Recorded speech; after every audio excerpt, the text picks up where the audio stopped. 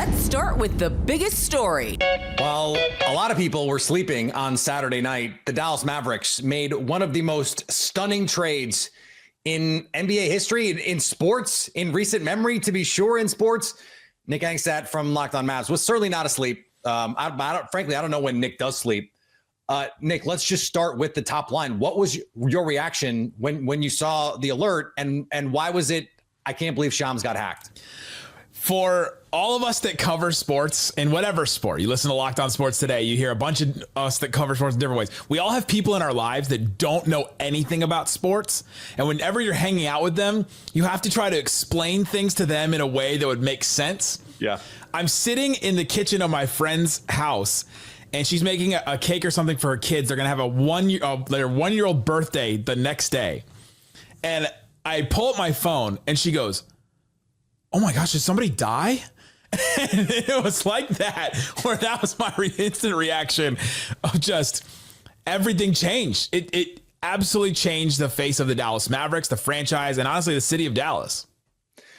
And we saw some people who voiced their opinion outside of the arena last night, brought the casket with them to let Nico and Jason Kidd know just how they feel about this move. I'm glad we're doing this now and not Saturday night at midnight, because we have had a chance to hear now from the Mavericks. We've had a chance to hear from some of the reporting.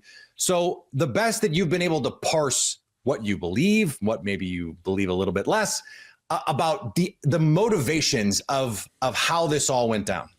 I did an episode on Locked On Mavs today where I said, all right, I'm going to take everything at face value. And here are the things that they told us. Here are the things that they said are the reasons why they had wanted to move on from Luka Doncic. They said he wasn't a great culture fit. He didn't add to the culture of the team. Mm-hmm. They said they were concerned about his conditioning, continuing to have conditioning issues over and over again, which, okay, there are some concerns there. His injury concerns and things about that. He's had an issue with the left leg, multiple different issues, a calf, a thigh, an ankle, all kinds of different things with that left leg for over a year now, all through the playoffs last year. He had it. There were concerns like that. There are also concerns that Nico kind of threw in there at the end that maybe Luka wouldn't sign the huge Supermax extension, or the Mavericks didn't want to sign him to the Supermax extension. And then if he didn't do that, then all of a sudden the Mavs are on a timer because he only has 1 year left next year, then a player option after that. They're on a timer to try and trade him, and maybe your leverage is gone. But all that being said, Peter, none of that is good enough.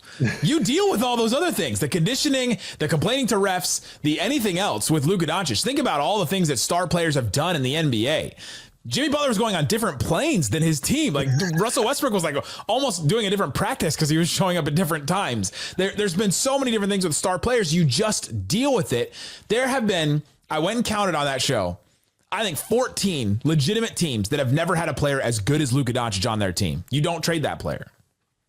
14, yeah. I mean, that seems that could even be low, frankly, given where the trajectory of Luka Doncic could go in all of this. So as you try and move forward here, we also heard from the Mavericks, they wanted Anthony Davis. That was part of this. The question is going to be on the return.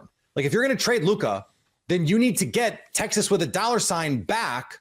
And the perception from the outside is that they didn't do that.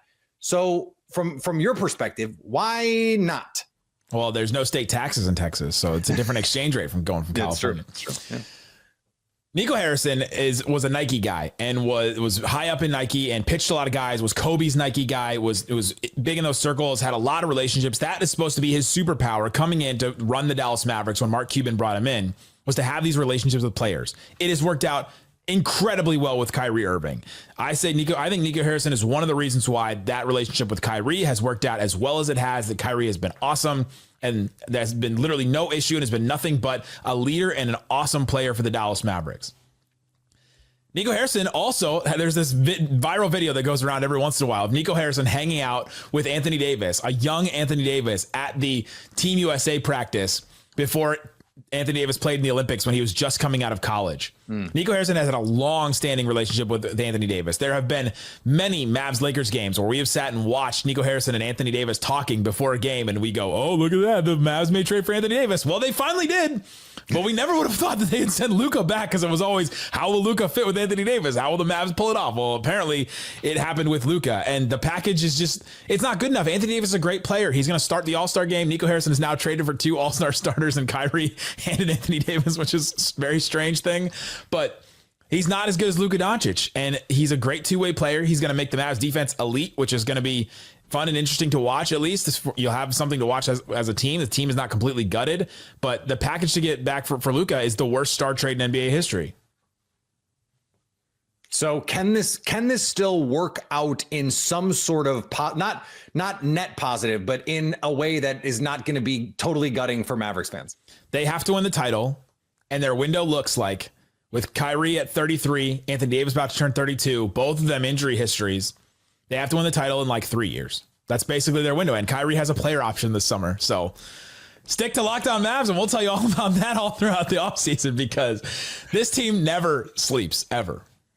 Well, unfortunately for you, that means you cannot sleep either, but we appreciate all of the work that you put in, Nick. You can stay up to date all year on the new look Dallas Mavericks by subscribing to Locked On Sports today and Locked On Mavericks on your favorite podcast app and on YouTube.